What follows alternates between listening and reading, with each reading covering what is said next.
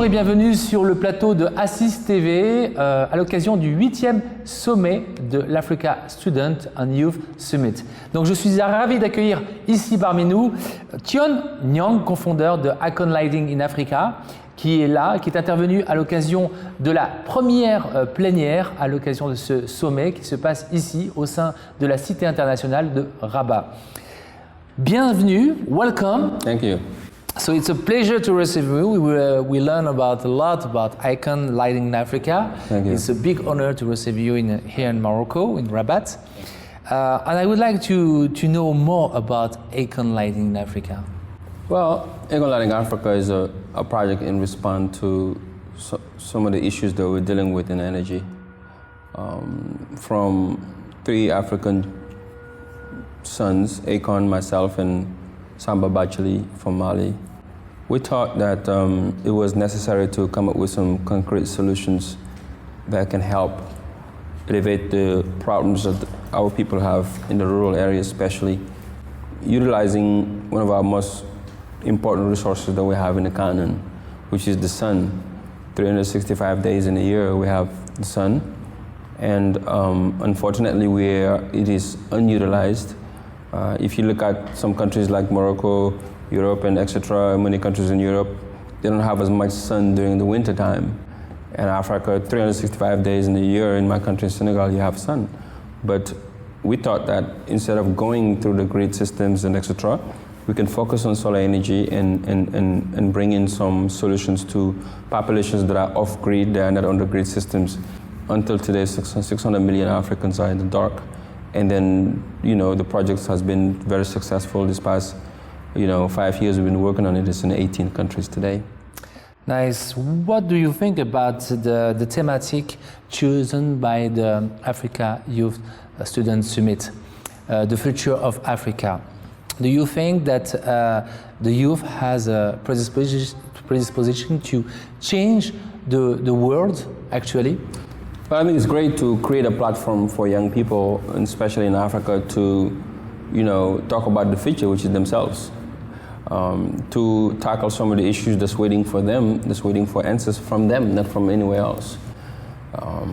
There is so much going on in the continent right now, and there's so many projections that's happening in the upcoming years of the dynamics of growth, but then the inequality that's happening between our countries, but also our populations, where they have nots, and then the least of us, and then those who have so much, they have to close the gap. And some of these young people, or most of them that you have here in Morocco today, that are coming from sub-Saharan Africa and etc., will have to think about concrete solutions for those issues.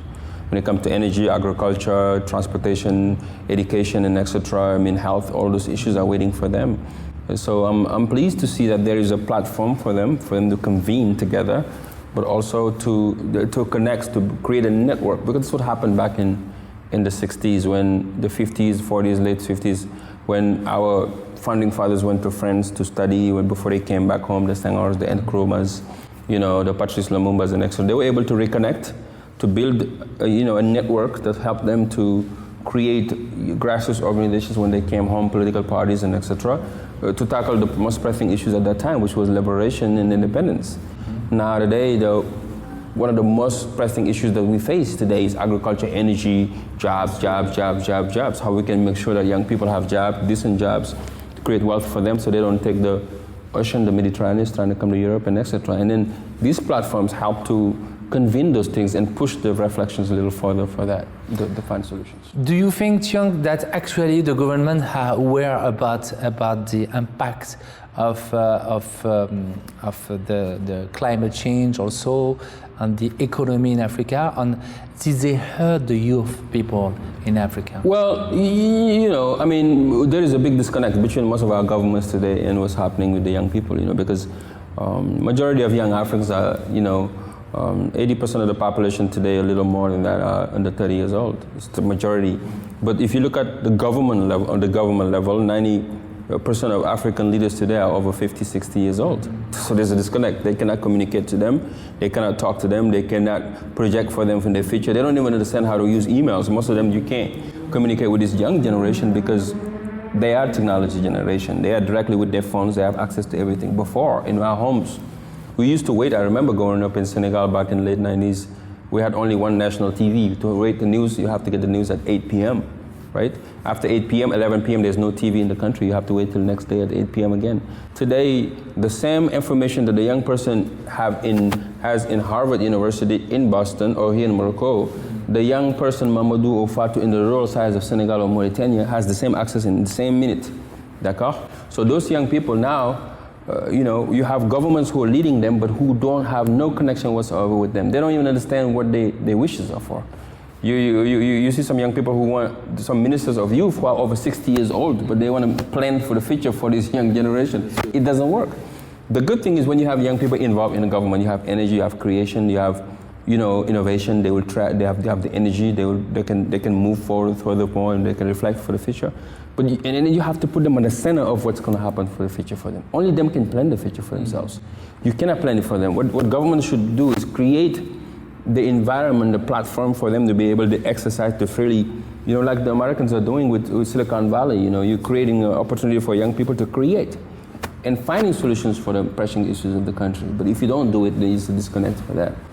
My last question, Thione Niang, what is your recommendation to bring the light to those different generations and also the political and the government to the youth? What do you mean bring the light? Bring the light, I mean you're talking about digital transformation, about bringing technology and everything. What is the things that help the youth people? Well, it's education, it's preparation. That's what I'm talking about always. It's sharing of knowledge. That's why I write. This is a book that I wrote. My latest book is called... This is the book, Demain tu gouvernes le monde. Exactly, and I'm talking directly to young people. Yeah, it's talking to young... They will. Everybody, when they hear about... Les gens, ils pensent que c'est ambitieux, mais c'est ça la vérité. Les jeunes, ils vont diriger le monde. They will lead the world. Now, le problème est que, est-ce qu'ils sont prêts ou pas? C'est ça la question. Et là, j'ai développé cette réflexion où je pense que tous les jeunes qui veulent diriger le monde, qui veulent participer demain, ils veulent être des docteurs, c'est des dirigeants, même dans ta famille, c'est des dirigeants qui vont diriger, les politiciens, les économistes et tout ça. Everyone is going to be somewhat a leader. Now, what do you need to be a leader? I think, in my own humble opinion, I share some reflections on what I think they can be doing to be ready for that. And to come back to your question, how those young people should be ready in that limelight, it's about preparing them. Oprah Winfrey said something that's very interesting. She said that, success is nothing but when preparation meets opportunity meets preparation. If you don't prepare them, sooner or later there's going to have opportunities to, but then they can make it. But if you prepare them, educate these young people, give them the tools that they need, have access to education, they fed well, there's good, health system in the country for them, there's good roads and infrastructure and etc. Then they are in an environment where they can think and create, then you have a successful country ahead of you. Thione Niang, thank you very much. We close with Demain tu gouvernes le monde. Donc c'était Thione Niang, cofondateur de Akon Lighting in Africa, ici présent à la 8e édition du sommet Africa Student and Youth Summit. Thank you very much. Thank you for having me.